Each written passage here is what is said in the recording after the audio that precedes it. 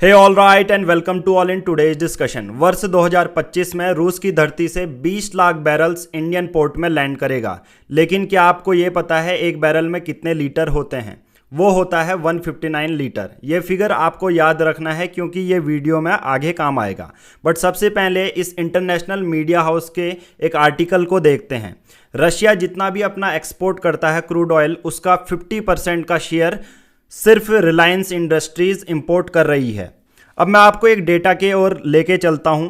अभी 2025 में 50% रिलायंस इंपोर्ट करती है रशिया का क्रूड ऑयल, जो कि यूक्रेन वॉर जब स्टार्ट नहीं हुआ था वो शेयर सिर्फ 3% था। अब इसके साथ साथ यूनाइटेड स्टेट्स ऑफ अमेरिका भी ये बात करता है कि अगर भारत रशिया से तेल इंपोर्ट करता है तो हम आप पे जो टैक्स है वो 25 से लेके बढ़ा के 50% तक कर देंगे। सिर्फ ऐसा नहीं है, रिलायंस इंडस्ट्री ही एक प्राइवेट फर्म नहीं है जो कमा रही है। गुजरात में एक है नयारा टेक्नोलॉजी, दूसरी है जामनगर रिफाइनरी। यह आपको द्वारका जिले में वादीनार में मिल जाएगी। राइट, दोनों ही फर्म्स रशिया से ऑयल इंपोर्ट करती हैं। अब इसके साथ साथ आप देखेंगे कि इंडिया और रशिया के रिलेशन इस बीच कहां पर इनका डायनेमिक्स चल रहा है। एक और साथ में ये देखिए, यूएस ट्रेजरी, इनका नाम है स्कॉट बेसन। ये कहते हैं कि इंडिया की रिचेस्ट फैमिली क्या कर रही है, सबसे ज्यादा प्रॉफिट कमा रही है कहां से? रशिया का ऑयल इंपोर्ट करके। साथ ही साथ इससे पहले, before going to the video, let's talk about the data of Jamnagar crude oil import. आप देखेंगे कि नॉर्मल जो ब्लैक ग्राफ आपको देखने को मिलता है, ये टोटल जामनगर रिफाइनरी जो कि गुजरात में है रिलायंस की, वो टोटल इंपोर्ट कर रही है। राइट, अगर हम रेड में देखें तो ये इंपोर्ट रशिया का है जो कि लगातार बढ़ते जा रहा है। नाउ यहाँ पर है एक पीटर कैंडनावारो, इनका स्टेटमेंट हम देख लेते हैं। सबसे पहले मैं आपको ये बता दूं, इन्होंने प्रेसिडेंट डोनाल्ड ट्रंप का जो ऑफिस है उसको जनवरी 2025 से ज्वाइन करा। ये एक तरह से आप कह सकते हैं कि फाइनेंशियल काउंसलर की तरह हैं। सबसे पहले इनका स्टेटमेंट सुनिए, then we will discuss later. Okay. So, following up on that question, Yeah. India. Yeah. The doubling of tariffs to 50% is supposed to take place August 27th, just 6 days from now. Yes. You see that taking place? I see that taking place. India doesn't appear to want to recognize its role in the bloodshed. It simply doesn't. It's cozying up to Xi Jinping. Is what it's doing. It's not act. And my okay now देखिए, सबसे पहले reporter इनसे एक question पूछता है कि India पे जो टैरिफ लगने वाले हैं 50% के 27 अगस्त के, आज है हमारी डेट 22 अगस्त, 27 अगस्त तक रिपोर्टर बोलता है कि ये भारत में लग जाएंगे।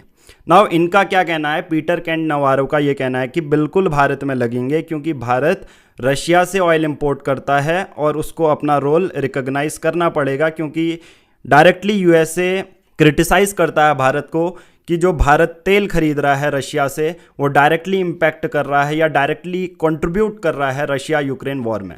Let's but talk about the major bigger picture.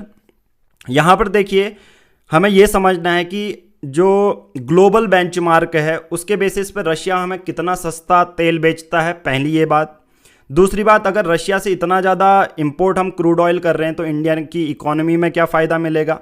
इससे भारत और रशिया के रिलेशन कितने ज़्यादा इंप्रूव होंगे, या आगे इकोनॉमिक या कॉमर्शियल इंसेंटिव हमारे लिए क्या है, भारत सरकार क्या फ़ायदा होगा? साथ ही साथ आपके लिए दो बड़े क्वेश्चन यहाँ पर ये आते हैं कि यहाँ पर कुछ ही प्राइवेट फर्म, जैसे एशिया की रिचेस्ट जो फैमिली है रिलायंस इंडस्ट्री, क्या वो सिर्फ अकेली है जो कंपनी ये कमा रही है? और इसके पीछे का कारण क्या है कि उसी को सिर्फ बेनिफिट हो रहा है? दूसरा नयारा टेक्नोलॉजी है, वो भी गुजरात की है, क्या उसी को सिर्फ फ़ायदा हो रहा है? लास्ट में ओवरऑल सॉल्यूशन पे भी हम बात करेंगे। बट सबसे पहले हम बात करते हैं कि जैसा मैंने बोला था, एक बैरल में 159 लीटर्स होते हैं। राइट, एक बैरल में अगर 159 लीटर हो रहे हैं तो उसकी अभी की कॉस्ट यहाँ पर ब्रेंट क्रूड बोल रहा है कि 67 पर बैरल है। आप कहेंगे ये ब्रेंट क्रूड क्या है? आप इस तरह से समझिए, यूरोप में नॉर्थ सी है, वहाँ पर उस रीजन में जो भी तेल यानी कि क्रूड ऑयल को एक्सट्रैक्ट किया जाता है उसे ब्रेंट क्रूड कहते हैं। हालांकि जो ये ब्रेंट नाम है एक बर्ड से आता है, जो वहाँ पर चिड़िया है उस लोकेलिटी में घूमती है, उसके बेसिस पे ब्रेंट बोला गया है। यानी कि यहाँ से जो क्रूड ऑयल निकाला जाता है उसकी हाई क्वालिटी होती है और उसी क्वालिटी को मैच करके दूसरे जो ग्लोबल लेवल पे दूसरे सऊदी अरेबिया का है, अरेबियन पेनिनसुला का है या रशिया का ऑयल है, उससे क्वालिटी मैच की जाती है, वो है ब्रेंट क्रूड, राइट। उसकी हाल ही में कीमत कितनी है, 67 पर बैरल, एक बैरल मतलब 159, इसलिए मैंने बोला था आगे काम आएगा। तो सबसे पहले हमने ये जान लिया कि 67 पर बैरल हमको मिल रहा है। अब रशिया इससे कितना ज़्यादा सस्ता भारत को दे देता है, इसको भी हम समझते हैं। इनिशियल में जो उरल डिस्काउंट्स है, उरल आप सबको पता है रशिया में माउंटेन है, उसी के नाम पे पड़ा है। बेसिकली ऐसा नहीं है कि वो पहाड़ों से खोद के वो क्रूड ऑयल निकाला जा रहा है। रशिया की पूरी लैंड एरिया जितना भी देखोगे, अलग अलग जो क्रूड ऑयल आते हैं उनको मिक्स करके जो रशिया दूसरी कंट्रीज को एक्सपोर्ट करता है उसे उरल कहते हैं। अब उरल डिस्काउंट कितना दे रहा है, यानी कि सिंपल भाषा में बोलूं तो रशिया सरकार 1.5 से लेके 2 पर बैरल, हर एक बैरल में $2 तक आपको छूट देती है। साथ ही साथ जैसे जैसे सिनारियो बढ़ता गया आप देखेंगे ये डिस्काउंट $2.7 तक भी पहुंचा, 5 जो है डॉलर तक भी, जो पर बैरल की कॉस्ट में बता रहा हूं, इतना ज़्यादा डिफरेंस आता है, ठीक है। अब यहाँ पर ये सिर्फ $5 तक ही इसमें डिस्काउंट नहीं, रशिया कभी कभी हमें $15 से $20 पर बैरल भी डिस्काउंट दे देता है, तो ये हमें फ़ायदा लगता है। इससे भारत की इकोनॉमी को क्या इम्पैक्ट पड़ेगा ये हम देखते हैं। आप सबको पता है हम जो इंपोर्ट पे डिपेंड करते हैं, यूएसए से, सऊदी अरेबिया से, इराक से, इनसे हम तेल खरीदते हैं, रशिया से खरीदते हैं। तो रशिया हमें डिस्काउंट पे देता है, तो सिंपल सी बात है हमें डॉलर या दूसरी अपनी इकोनॉमी का जो पैसा है वो ज़्यादा खर्च नहीं करना पड़ता है, क्योंकि हमें सस्ते में मिल जाता है। दूसरा फ़ायदा, इससे हमारा हमारा करंट अकाउंट है वो अच्छा रहता है। करंट अकाउंट का कहने का मतलब है हमारा जो पैसा ज़्यादा आना और इंडिया से पैसा कम जाना दूसरे देशों में, ठीक है। करंट अकाउंट भी बैलेंस रहता है जब हमें सस्ते में मिलता है। साथ ही साथ हमें सस्ते में अगर क्रूड ऑयल मिल जाता है तो ये हमारी जो रिफाइनरीज हैं उनको फ़ायदा करता है। हालांकि अभी उस पर भी बात करेंगे कि ये सिर्फ एक प्राइवेट फर्म को कैसे फ़ायदा पहुंचाता है। जो council for research on energy and clean air की एक रिपोर्ट कहती है कि रशिया का 20% जो ऑयल एक्सपोर्ट है वो भारत को जा रहा है, वो धीरे धीरे 2025 तक उसका शेयर बढ़ते जाएगा। इंडिया रशिया के रिलेशन में इससे क्या फ़र्क पड़ेगा, मैं आप लोगों को बता देता हूं कि सरकारी जो रशिया की कंपनी है उसको रोसनेफ्ट कहते हैं और भारत की जो प्राइवेट कंपनी है उसको रिलायंस कहते हैं। दोनों ने ही 2024 में, ये अभी हम 2025 में हैं, दोनों ने ही 2024 में डील की हुई है कि हम 5 लाख बैरल पर डे, सोचो 5 लाख बैरल यानी कि 5 लाख से 159 आप इंटू करो, उतने बैरल्स, उतने लीटर आप देखोगे। ये ऐसा है कि इटली की आप देखो, जनता देखो, 1-1 लीटर की बोतल दे दो, उतना पर डे का रशिया और इंडिया के बीच में ट्रेड चलेगा, रशिया की सरकारी कंपनी रोजनेफ्ट और रिलायंस प्राइवेट कंपनी के बीच में। अब ये क्या होता है, 10 साल का कॉन्ट्रैक्ट है। इसमें क्या होगा कि जो ब्रेंट क्रूड प्राइस, जैसे मैंने अभी बोला कि जो ग्लोबल लेवल पर $67 चल रहा है, तो जो रशिया है वो हमको $50 में भी पर बैरल ऑफर करती है। इससे अब हमें ये जानना है कि बैलेंसिंग हमें कैसे जियोपॉलिटिक्स को मेंटेन करते हुए और अपने कॉमर्शियल इंसेंटिव को भी ध्यान पर रखना है। इससे भारत सरकार का क्या फ़ायदा होगा, ऑलरेडी मैं बता चुका हूँ। इंडिया और रशिया के रिलेशन कोल्ड वॉर से हैं, तो इंडिया और रशिया के रिलेशन इससे इम्प्रूव तो होंगे, साथ ही साथ करंट अकाउंट भी अच्छा होगा। दूसरा, हमें यह भी करना चाहिए कि हमें अलग अलग सोर्सेस पे, एक ही सोर्सेस पे डिपेंड नहीं रहना चाहिए।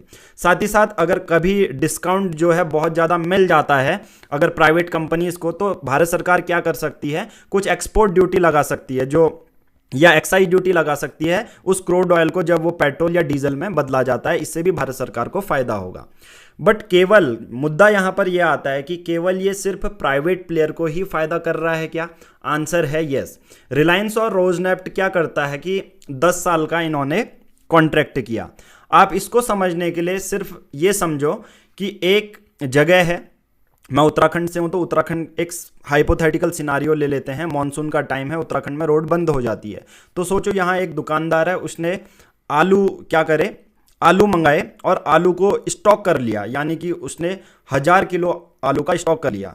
अब जो छोटे छोटे व्यापारी हैं या और रोड बंद हो चुकी है, सोचो मॉनसून, ये सब चीज़ें आप उससे समझ सकते हो। एक व्यापारी है, उसने 1000 किलो का स्टॉक रख लिया है। अब वो क्या कर रहा है, अपने बेसिस पे कंपीट कर रहा है, उसको तो सस्ते में मिल गया। अब जितना बाद में टैरिफ लगते गए, क्रूड ऑयल के प्राइसेस बढ़ते गए, तो ऐसे छोटे प्लेयर्स को फ़ायदा नहीं रहता।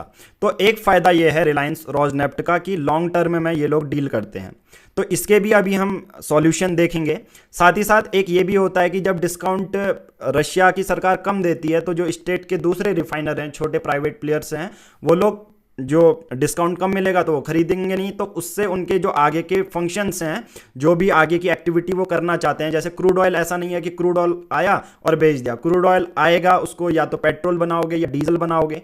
तो यहाँ पर बड़े प्राइवेट प्लेयर क्या करते हैं कि सस्ते में 10 सालों के लिए खरीद लेते हैं कि लगातार उनको 10 साल तक मिलता रहेगा। उससे वो एवियन टरबाइन फ्यूल्स मिलेंगे, जेट फ्यूल्स बनाते हैं और लॉन्ग टर्म में फ़ायदा होता है। वहीं दूसरी ओर वो पैसा तो कमाते हैं, दूसरी ओर प्राइवेट प्लेयर को उतना ज़्यादा फ़ायदा नहीं रहता, क्योंकि अचानक से उनको स्पॉट लेने पड़ते हैं और उस बेसिस पे वो उतना इनकम जनरेट नहीं कर पाते हैं। तो इसका सॉल्यूशन क्या है?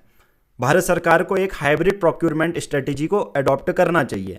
यानी कि इसमें क्या होना चाहिए, जो भी प्राइवेट प्लेयर हैं, दूसरे प्राइवेट प्लेयर हैं, उनके लिए एक ओपन विंडो होनी चाहिए, जिसमें कि वो लोग रशियन गवर्नमेंट से, अगर रशिया की कंपनी, रिफाइनरी कंपनी से डील भी कर रहे हैं, तो बार्गेन करके सभी लोगों को इक्वल बेनिफिट मिले। पहला तो ये सॉल्यूशन है। दूसरा मैंने ऑलरेडी बता दिया है कि promote coordinated buying Windows among state refiner. इसका मतलब क्या है, एक कोऑर्डिनेटेड तरीके से होनी चाहिए। ऐसा है कि आज विंडो खुली है तो एक टाइम शेड्यूल होना चाहिए, ताकि दूसरा प्राइवेट प्लेयर भी अगले, क्योंकि ऐसा नहीं है कि सिर्फ तेल रशिया की धरती से इंडियन पोर्ट्स में नहीं आएगा। तेल को क्या करना पड़ेगा, एक बड़ा जहाज कैरी करना पड़ेगा जो ज़्यादा बैरल्स ला सके। फिर उसके बाद शिप का इंश्योरेंस भी कराना पड़ेगा कि अगर बीच में समुद्र में कुछ हो पाता है। तो ये कोऑर्डिनेटेड होना चाहिए, ताकि छोटे छोटे प्राइवेट प्लेयर्स को भी फायदा होना चाहिए।